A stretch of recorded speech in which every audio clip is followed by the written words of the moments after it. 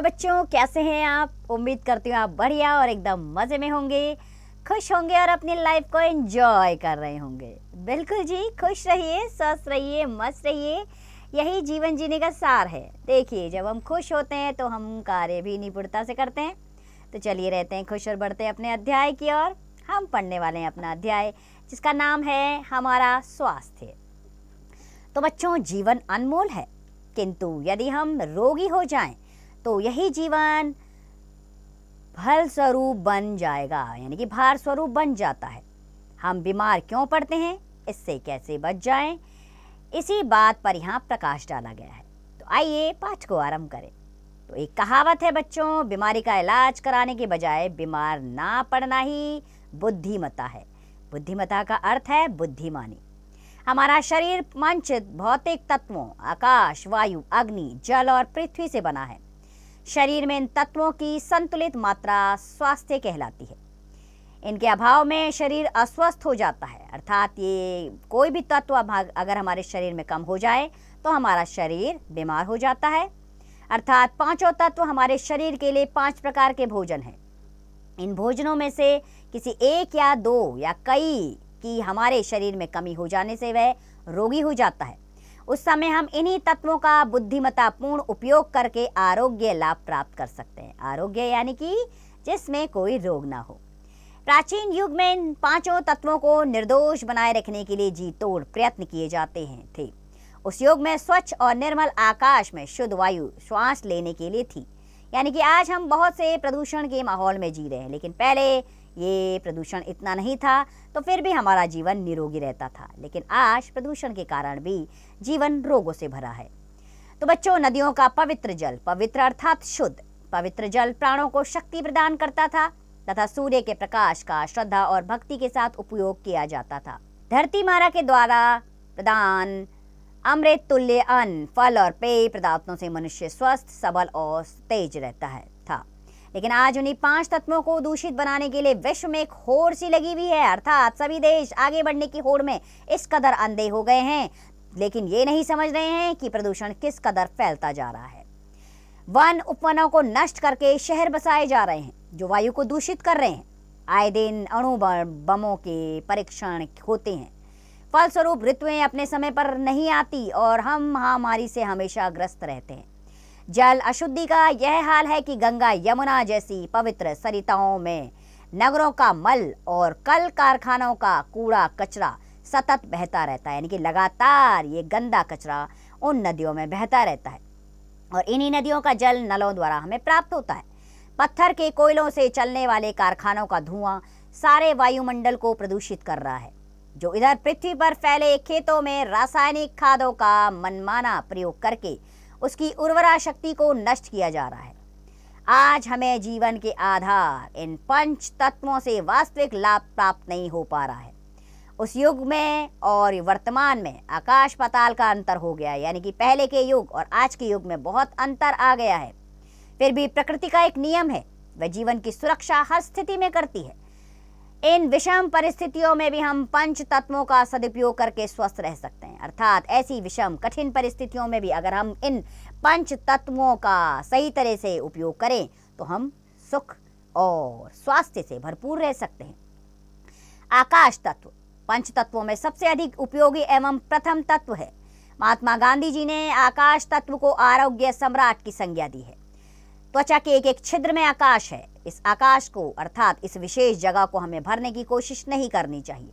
यदि हम अपना दैनिक आहार जितना चाहिए उतना ही लें और भूख से अधिक ना खाएं तो शरीर में फुर्ती रहेगी, हल्कापन रहेगा। उपवास इस तत्व की प्राप्ति का एक प्रबल साधन है। आज इंसान ने भूख की ऐसी होड़ लगा दी है कि बाहरी खाना खाना और ज़रूरत से ज़्यादा खाना खाना इतना शुरू कर दिया है को समझ नहीं पा रहा कि पहले के लोग उपवास क्यों रखते थे। वो उपवास रखते थे और उनका शरीर निरोगी रहता था, लेकिन आज इंसान ज़रूरत से ज़्यादा खा रहा है। उपवास इस तत्व की प्राप्ति का एक प्रबल साधन है। उपवास के अतिरिक्त आकाश तत्व की प्राप्ति संपन्न सदाचार, गाढ़ी नींद, विश्राम और प्रसन्नता से भी होती है। वायु दूसरा आवश्यक तत्व है। यदि 1 मिनट भी हमें वायु ना मिले तो हम घबरा उठते हैं। प्रतिदिन हम जितना भोजन करते हैं और जल पीते हैं उससे लगभग 7 गुना वायु भक्षण करते हैं। भक्षण यानी कि लेते हैं। नाक और मुंह से ही नहीं, हम अपनी त्वचा के असंख्य छिद्रों से भी सांस लेते हैं। शुद्ध वायु में टहलने और कसरत से हमें इस तत्व की प्राप्ति आसानी से हो सकती है। प्रसिद्ध विचारक जूलियट सैनफोर्ड ने टहलने को संसार की श्रेष्ठ कसरत कहा है। इससे सिर से पांव तक की 300 मांसपेशियों की हल्की हल्की स्वाभाविक कसरत हो जाती है। सांस के तेज चलने से अत्यधिक मात्रा में ऑक्सीजन खून में पहुंचकर उसे साफ करती है, जिससे मन को आराम एवं आनंद की प्राप्ति होती है। टहलने के लिए बस्ती से दूर कोई ऐसा साफ सुथरा स्थान चुनना चाहिए जो प्रकृति के साम्राज्य से होकर गुजरता हो, अर्थात प्राकृतिक वातावरण में ही हमें टहलना चाहिए ताकि हमें शुद्ध वायु मिल सके। टहलने के अतिरिक्त आसन, प्राणायाम, तैराकी एवं अन्य कसरतों के माध्यम से हम अपने शरीर को वायु तत्व प्रदान कर सकते हैं। तो बच्चों, अग्नि तीसरा उपयोगी तत्व है। शास्त्रों में सूर्य और अग्नि को देवता मानकर उनकी पूजा अर्चना का विधान है। सूर्य केवल प्रकाश और गर्मी ही नहीं देता है, बल्कि वह बुद्धि और लंबी आयु भी प्रदान करता है। सूर्य के बिना जीवन की कल्पना ही नहीं की जा सकती है। भारत ही क्यों, रोम, यूनान, मिस्र, सभी जगह सूर्य को देवता माना गया है। अग्नि तत्व के अभाव में शरीर निर्जीव हो जाता है। इस तत्व की कमी से सुस्ती, गठिया, मदाग्नि, बुढ़ापा आदि का उपद्रव होता है। इस तत्व की कमी में अधिकता होने से आंखें, जीभ आदि लाल हो जाते हैं। मिजाज तेज और क्रोधी हो जाता है। सूर्य का सही लाभ लेने के लिए स्वास्थ्य विशेषज्ञ सूर्य निकलने से पहले उठने की सलाह देते हैं। नंगे सिर एवं पांव से वायु सेवन के लिए खुले मैदान में निकल जाने का अनुरोध करते हैं।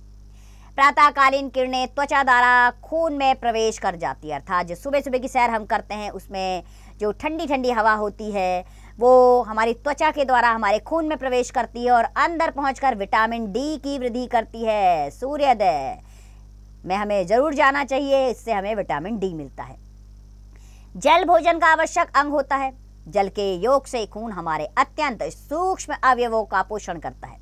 जल ही त्वचा से पसीने के रूप में, फेफड़ों से वाष्प के रूप में शरीर की गंदगी को बाहर निकालता है।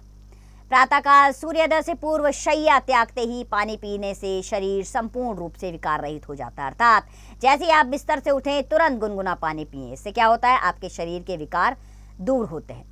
सुबह पीने वाला पानी पेट में जाकर पचता नहीं है। उसका काम अतड़ियों आदि विभिन्न अवयवों को धोकर साफ करना, उन्हें शक्ति देना तथा मल को शरीर से बाहर निकालना है। भोजन के 1 घंटे पूर्व या 2 घंटे बाद पानी पीना अच्छी आदत है। भोजन करते समय जहाँ तक हो सके पानी नहीं पीना या कम पीना चाहिए। इससे भोजन के पचने में सुविधा होती है।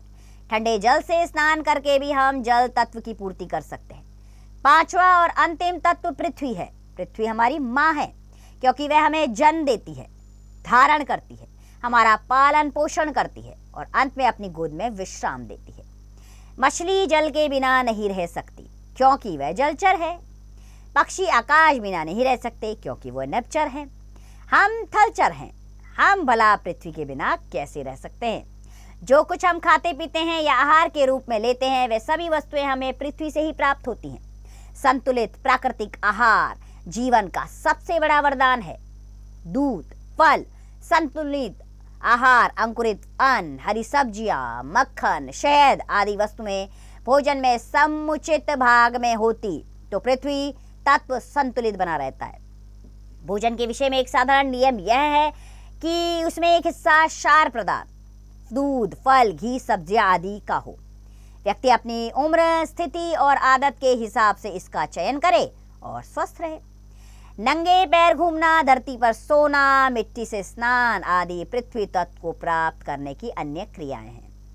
पंच भौतिक शरीर को भौतिक तत्वों से ही स्वस्थ रखा जा सकता है और ये पंच तत्व आपके आसपास ही हैं, अर्थात ये तत्व आपको ढूंढ कर जाने की कहीं जरूरत नहीं है। आप इन 5 तत्वों को अपने शरीर के अंदर समा कर रखिए तो फिर आप निरोगी रहेंगे। उम्मीद है बच्चों ये अध्याय आपके काम का है ना। तो चलिए बढ़ चलते हैं अभ्यास प्रश्नों की ओर। सबसे पहले मौखिक प्रश्न। पहला प्रश्न, किसके अभाव में शरीर अस्वस्थ हो जाता है। 5 प्रकार के तत्व हैं जिनके अभाव के कारण हमारा शरीर अस्वस्थ हो जाता है। इसी प्रकार बाकी के प्रश्नों के उत्तर स्वयं दीजिए। लिखित अभिव्यक्ति में पहला प्रश्न है क, सही उत्तर वाले गोले को रंगिए। पहला, शरीर किससे बना है। पहला वाला उत्तर सही है, विकल्प सही है 5 भौतिक तत्वों से। इसी प्रकार बाकी के विकल्प स्वयं चुनिए। ख, रिक्त स्थानों की पूर्ति करनी है। डैश अनमोल है, जीवन अनमोल है, स्वास्थ्य अनमोल है। इसी प्रकार बाकी के रिक्त स्थान स्वयं भरे। ग, प्रश्न पर आते हैं। सही गलत का निशान लगाना है। पहला वाक्य, स्वास्थ्य का ध्यान पृथ्वी स्वयं रखती है। गलत, इसका ध्यान हमें रखना पड़ता है। बाकी के वाक्यों को आप सही गलत का निशान स्वयं लगाएंगे। घ, इसमें एक पाठांश है बच्चों, अर्थात पाठ का अंश। इसे आप 2-3 बार पढ़ेंगे और इससे संबंधित 4 प्रश्न हैं जो इसी पाठांश के अंदर आपको ढूंढने हैं। तो अगले प्रश्न पर बढ़ते हैं बच्चों। यहाँ पर प्रश्नों के उत्तर लिखने हैं। तो प्रश्न है पहला, हमारा शरीर किन भौतिक तत्वों से मिलकर बना है? तो हमारा शरीर 5 भौतिक तत्वों से मिलकर बना है, जो हैं आकाश, वायु, अग्नि, जल और पृथ्वी। ठीक है। इसी प्रकार बाकी के प्रश्नों के उत्तर आप स्वयं देंगे लिखित रूप से।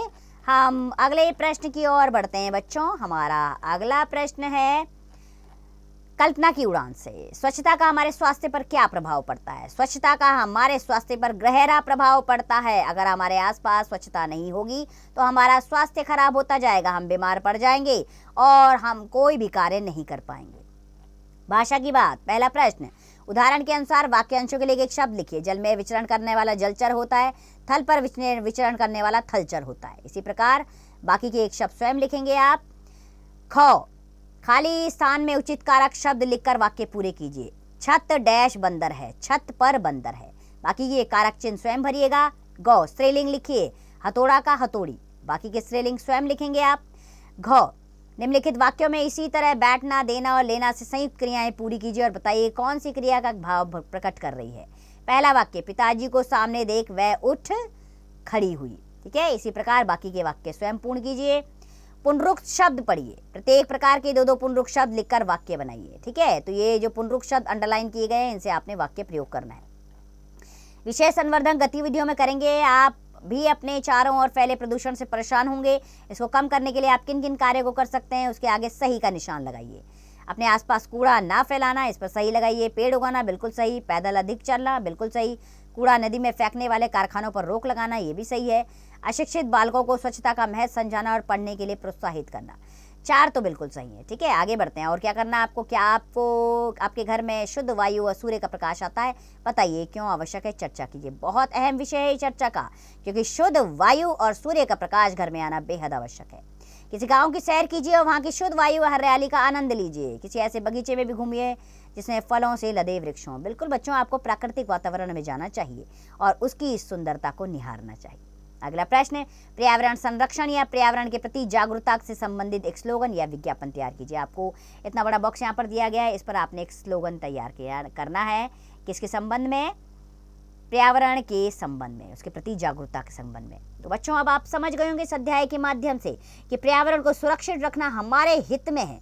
अर्थात अगर हमारा पर्यावरण दूषित होगा तो इसका प्रभाव हमारे शरीर पर पड़ेगा, हम अनेक रोगों से ग्रस्त हो जाएंगे और इस तरह रोग हमारी जीवन लीला समाप्त कर सकते हैं। तो अपने शरीर को स्वस्थ रखने के लिए प्रदूषण युक्त वातावरण बनाइए, अपने आसपास गंदगी ना फैलने दीजिए, शुद्ध पानी का प्रयोग करें और लोगों को भी गंदगी ना फैलाने के लिए एक जागरूक अभियान चलाइए। तो छेड़ दीजिए आंदोलन जो हमारे पर्यावरण को दूषित ना करने पाए। ऐसे आंदोलन का होना बहुत ज़रूरी है, इसके लिए आप बहुत योगदान दे सकते हैं। तो इसी उम्मीद में कि आप भी ये जागरूकता जन जन तक फैलाएंगे कि प्रदूषण हमारे लिए हानिकारक है। खुश रहिए, स्वस्थ रहिए, मस्त रहिए और इस पाठ का अभ्यास करते रहिए।